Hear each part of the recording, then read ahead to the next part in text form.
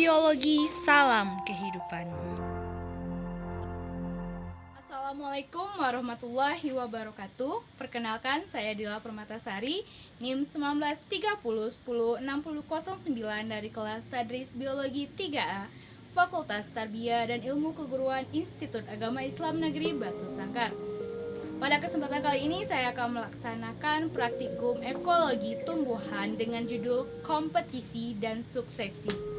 Adapun mata kuliah ini diampu oleh dosen pembimbing yaitu Bapak Rizky SSI MP. Untuk lebih memahami bagaimana jalannya praktikum kali ini, mari kita simak penjelasan video berikut ini.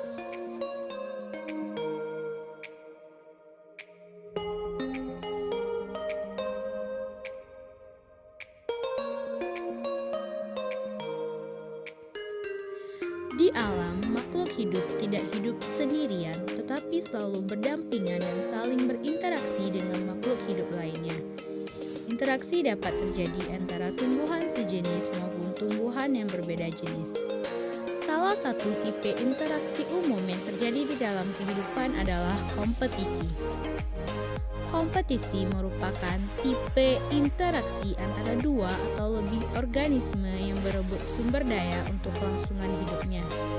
Faktor lingkungan yang memungkinkan terjadinya perebutan adalah cahaya, air tanah, karbon dioksida, oksigen, dan unsur hara.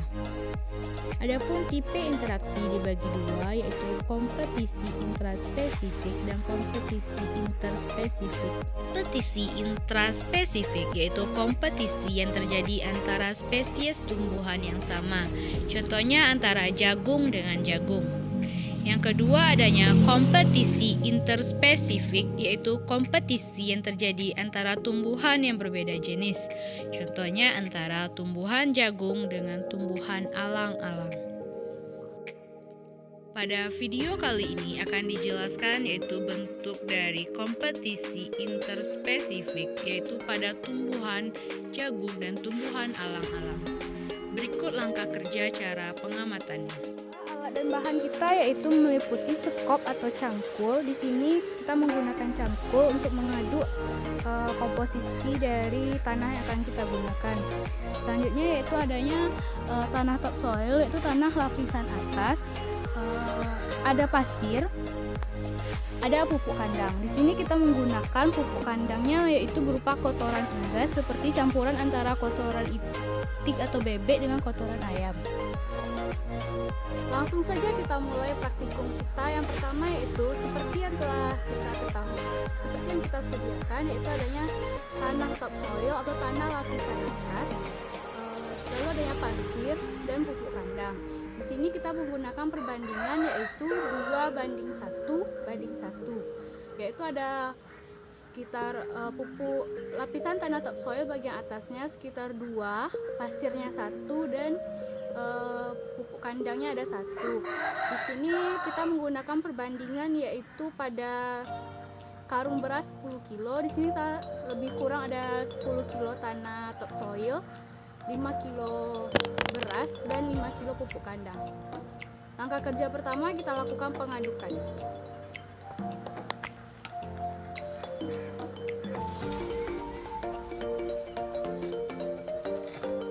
Nah, di sini langsung saja kita campurkan perbandingan antara tanah topsoil, pasir, dan pupuk kandang yaitu 2:1:1.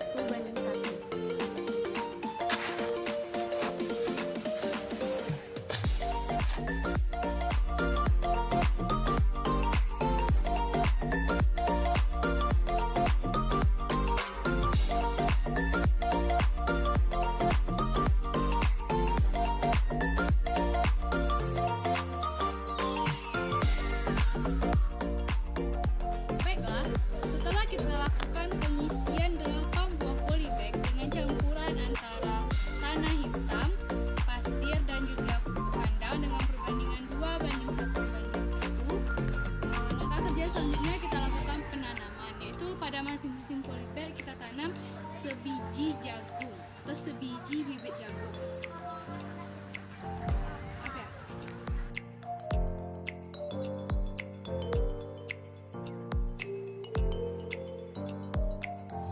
Langkah kerja praktikum kompetisi ini dimulai dengan penyiapan alat dan bahan, lalu dilanjutkan dengan pembibitan atau penanaman sebutir biji jagung dalam satu media tanam atau dalam satu polybag, lalu dilakukan pengukuran setiap 2 minggu sekali, yaitu pada minggu kedua, minggu keempat, minggu keenam, dan terakhir pada minggu ke-8 untuk memastikan bagaimana pertumbuhan dan perkecambahan dari tanaman jagung dan pengaruh dari tanaman rumput teki terhadap pertumbuhan jagung.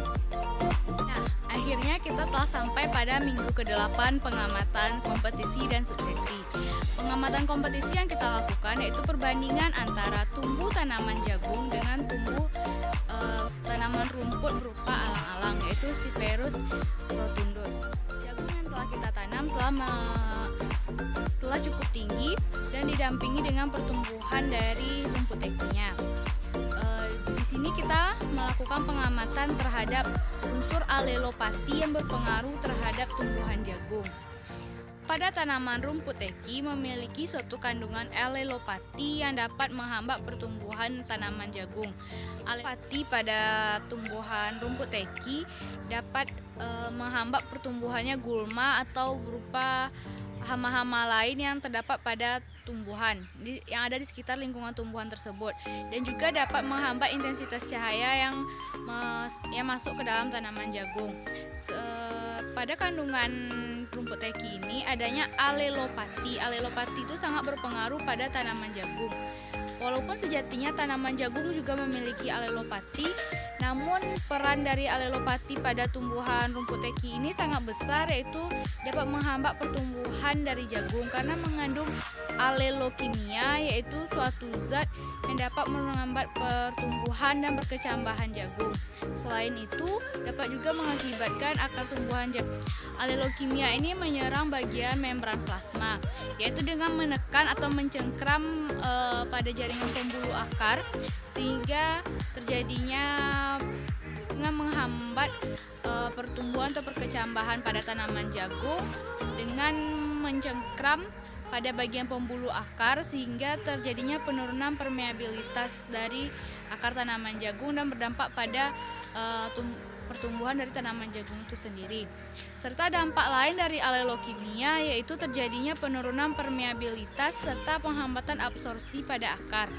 Lalu juga ada penurunan kandungan ion di dalam kandungan tanaman jagung tersebut yang menghambat, sehingga pada tumbuhan jagung dapat dilihat yaitu pada tanaman jagung yang banyak terdapat rumput tekinya, pertumbuhan tinggi batangnya akan terhambat. Otomatis dengan pertumbuhan tinggi yang terhambat itu, buahnya juga akan semakin berkurang. Selain itu, karena laju pertumbuhannya mengalami penurunan atau stuck atau konstan, perkembangan akarnya juga tidak sesuai dengan yang semestinya.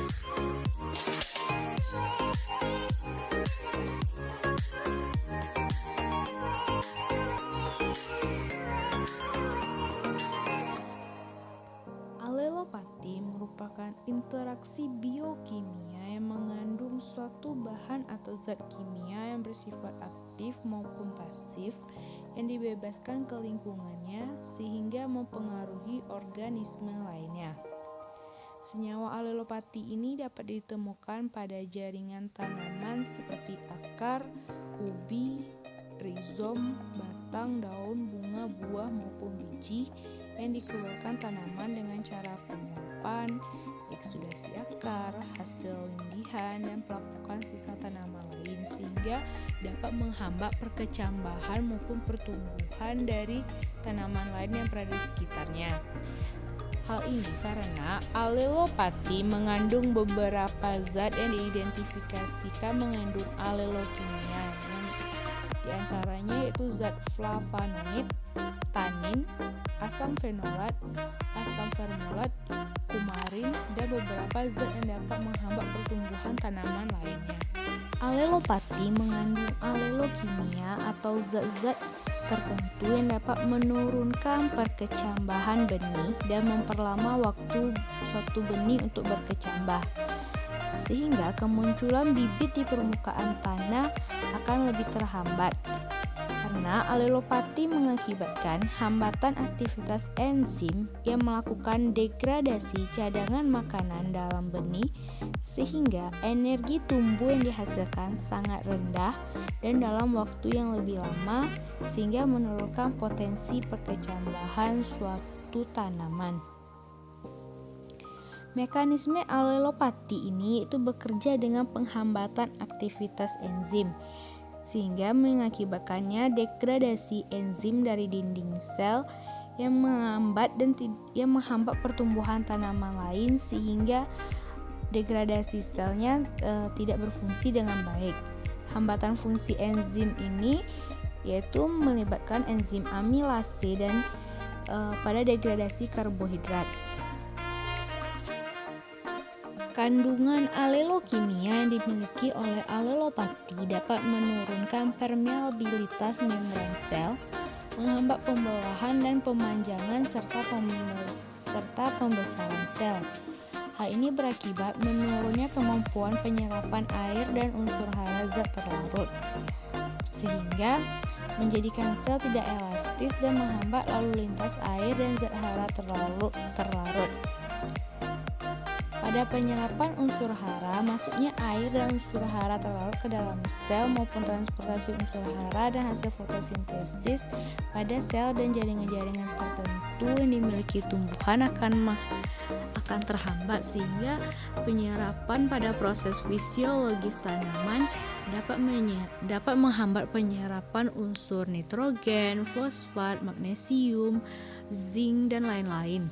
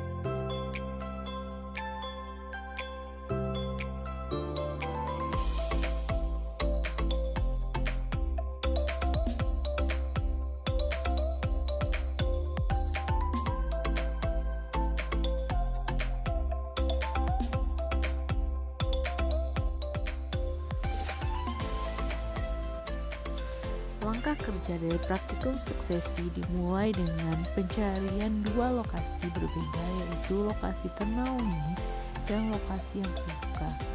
Pada masing-masing lokasi ini akan dibuat dua plot yang masing-masing berukuran 1 kali 1 meter.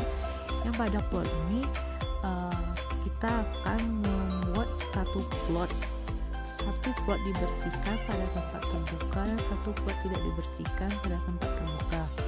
Kemudian satu plot dibersihkan pada tempat ternaungi dan satu plot tidak dibersihkan pada tempat ternaungi. Dan kita akan melihat atau mengamati yaitu jenis atau pertumbuhan dari setiap tanaman pada 4 lokasi yang berbeda ini.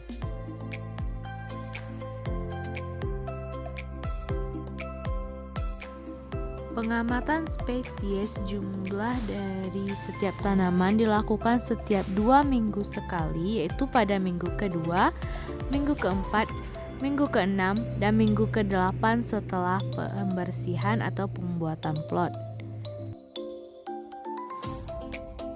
Untuk pengamatan suksesi yaitu dengan mengamati pertumbuhan tanaman pada tempat terlindungi dan tempat ternaungi, didapatkan hasil bahwa pada tempat yang tidak ternaungi atau di lingkungan yang dapat pencahayaan matahari yang sempurna, tumbuhan akan lebih cepat berkembang karena pencahayaan matahari sangat berpengaruh terhadap laju fotosintesis dan pertumbuhan dari tanaman tersebut.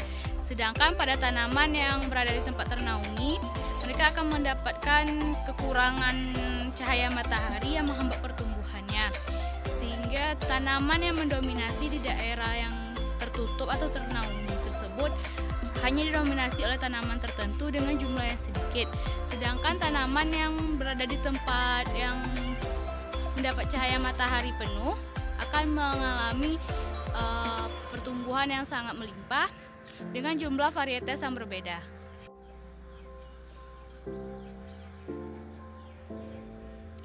Dapat dilihat di sini yaitu pertumbuhan tanaman pada daerah yang tidak ternaungi. Di sini pada plot yang tidak dibersihkan, pertumbuhan tanamannya semakin meningkat. Sedangkan pada plot yang lahannya dibersihkan juga ditumbuhi oleh tanaman.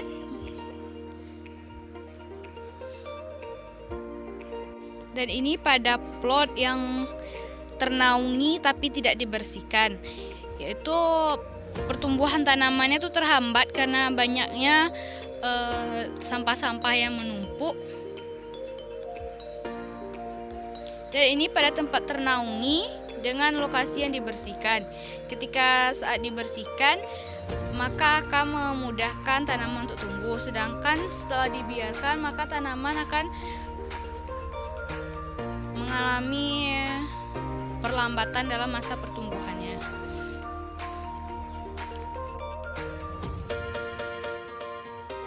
Dari hasil pengamatan yang dilakukan dapat diketahui bahwa vegetasi yang pertama muncul adalah jenis rerumputan. Hal ini disebabkan jenis suksesi merupakan suksesi sekunder di mana sudah terdapat kehidupan sebelumnya. Vegetasi yang biasanya muncul pertama kali biasanya berupa tumbuhan pelopor atau tumbuhan pionir, yaitu tumbuhan yang berkemampuan tinggi untuk hidup pada lingkungan yang serba terbatas pada berbagai faktor pembatas. Tumbuh-tumbuhan yang dapat tumbuh dengan cepat itu tumbuhan herba dari jenis semak-semak yang muncul dengan cepat dan menempati tanah yang gundul. Dapat diketahui bahwa plot pengerusakan tanah merupakan plot yang paling cepat ditumbuhi vegetasi. Seperti pada plot yang dibersihkan, lebih banyak tanaman baru tumbuh sehingga jumlah vegetasinya lebih banyak. Hal ini karena struktur tanah, kesuburan tanah, dan unsur haranya dapat dipertahankan sehingga dapat memicu penambahan jumlah vegetasi dalam suatu plot.